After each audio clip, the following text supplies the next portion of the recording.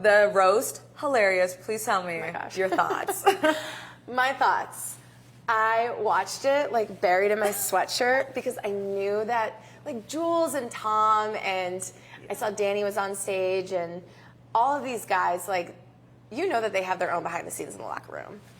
So having it broadcast live to millions of people watching at home and then, you know, their live audience at the Forum, I just knew they were going to just let these jokes rip. Ooh. And that they were going to go off script a little bit. Rob, a lot of it. He really went off script at times. I heard him practicing. And there was a lot of things where I was like, that wasn't in it. And then you would hear him say right after he fed that joke, I just came up with that one right now. I was like, yes, you did. But it was, comedian. Yeah. He, and it's so funny. A lot of like my girlfriends would reach out and were like, my heart hurts for him. Like, is he okay? I don't like people making fun of him. And I was like, are you kidding me? That was one of his dream jobs. Like, for him to go hang out with his boys and just make fun of each other for everyone to laugh. Like, I feel like that's what Rob did growing up in class, probably. Yeah. I think some of the kids have told me, like, he was like the class clown. Like, he just loves to make an audience laugh. So no hard feelings about what Kevin Hart was saying? None. Okay. He'll randomly call me or I'll call him and he'll answer the phone within this last week and he's just laughing already. I'm like, what's so funny? Like, who are you with? What's going on? And he's like, no, Camille, I'm still laughing about, like, reliving jokes that people had. So I think, and then we've watched it a couple times, I could tell you every single joke. And anytime someone mentions the roast to me, I'm like, oh, that one was Nikki. Oh, that one was Tony. Oh, I remember when Bill said that one. Like, oh, you got it down to a T. Oh, I know the roast now. SI's 60th anniversary. Mm-hmm. How excited are you to be a part of that? I always say this in a lot of my interviews, but I think I'll forever be redundant. Each time that you are called back, it's not promised. So it doesn't matter if you've been on a cover or you're a rookie or a vet, you don't know if you're going to get that call back. So I remember I was so excited. I was actually the first to shoot for this 2024 issue, and I knew it was the 60th anniversary. I knew this was a legendary, iconic magazine. It was something to look forward to. So I was so thrilled to be called back, and especially for this issue because the moment that I decided I want to be a part of this brand was when the 50th anniversary issue came out 10 years ago in 2014. I actually landed in JFK. I couldn't wait to get my hands on a magazine. They were like flying off stands. They were hard to get. And I remember being so excited, taking the Metro North home to my mom in Connecticut and telling her I got my hands on one.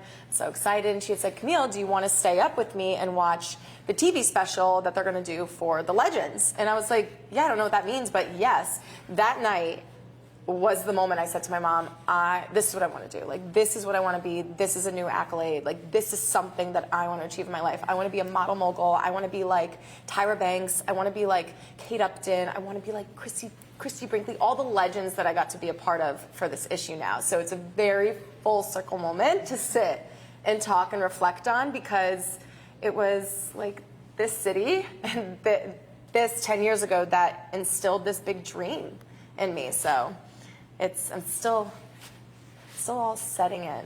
Still kind of a crazy realization. Yeah. So then you get the offer letter to be in the 60th. Yes. You call your mom. Mm-hmm. Tell me how that went. When I found out that I was shooting for the year 2024, it kind of slipped my mind that this was going to be a huge issue, especially for it being the 60th anniversary. Yeah. It completely slipped my mind that there would be a new Legends class. So I remember Rob was on set of Jimmy Fallon. I was sitting in the green room, just like proud girlfriend watching, and you get that email. And it was from Sports Illustrated. I didn't know what was going to be happening. It was around, I think it was like February or March. And as soon as I read this letter, I'm calling it an inductee letter. It was like my welcome letter to the Legends class. And I remember I was so emotional. The first person I called was my mom. And she couldn't believe it. She was just as in awe as I was, and we were both just very emotional. And I immediately had reminded her of and reflected on the moment where she sat me down to watch and stay up with her to watch the TV special for the 50th anniversary with the Legends class. And I said, Mom, it was that moment that I told you. She said, Camille, you don't need to tell me the rest. I remember that night so perfectly. And here we are. So like I said, this is a very full circle moment. And next up was showing up to the Legends shoot. having dinner with and working with and watching these women work before my eyes, like, it's beyond just being in awe, but you can feel their presence. Like, you can feel their energy. I remember are we talking about? Paulina Porizkova. Okay. I watched her and I was emotional. Like, I started crying because her essence and the way she moves, like, is just so powerful and so beautiful, and it reminded me that that was the feeling that I got when I opened the magazine at 15 years old. Like, when I saw a lot of these models, it gave me this, like, overwhelming feeling of, like, oh my gosh, I love being a woman. Like, this is so sexy, this is so confident. Like, it radiated out the pages. And then meeting Tyra, we were in the same cover class in 2019. I did a press tour with her. I learned so much from her. She's another one where I was just, like, shaking in my boots and overwhelmed with, like, excitement. I could not keep my cool. But Paulina I just started crying, and she walked over to me after shooting, and she was almost a little bit emotional, and she was just touched, and she was like, you guys cheering for me and making me feel so on top of the world on the stage shooting for the Legends. She was like, it makes me feel so good. I was like, oh my God. And then she was just giving me advice and giving me praise, and it was just, you're quickly reminded why and how MJ hand selects everybody. Why it's not just Polaroids and casting. You sit down and you do an interview. She gets to know you. She wants to know what you would do with the platform. She wants to know how you'll elevate the brand, how you'll elevate your own brand. And yeah, just creates this sisterhood that I miss being a part of after, I resigned from being an NFL cheerleader and, having your college roommates. And this is my grown-up, like, sorority. I love that. I love that. You mentioned the moment you found out you were going to be in the 60th anniversary issue, you were on set being a proud girlfriend. Yep. Flip the roles. You now are part of this issue.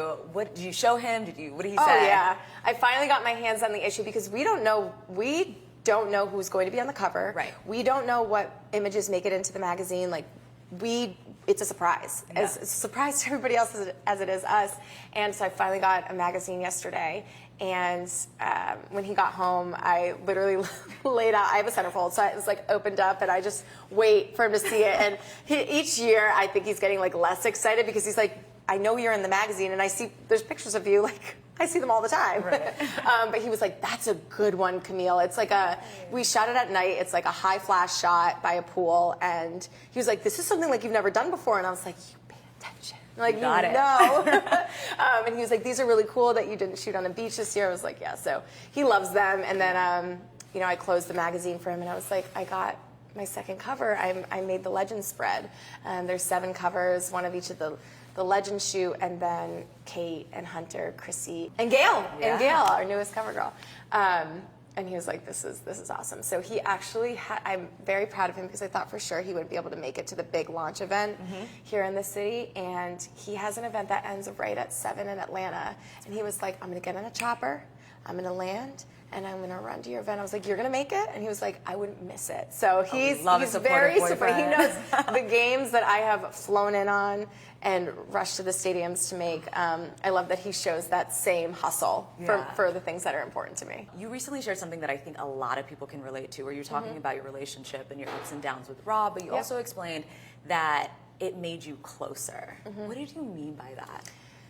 Communication is so key, and that's something I've learned through the years. I am somebody, and hopefully somebody can relate, or you, that I don't like controversy. So I'll keep it in, and I'll internalize a lot of my feelings and emotions, and not just in my relationship, with kind of anybody in my life. And I've been working on just being front. And there's a way to be very forward in a polite way, or in a way that someone will listen, and you can have a conversation, and then you feel so much better. And there's a book that I read, it's called The Body Keeps Score. And that really spoke to me because I'm working on not internalizing those feelings. So when it comes to my relationship, I've just been open with Rob about, like, things, just anything, just working through things. If someone's frustrated, don't keep it in. Let it out.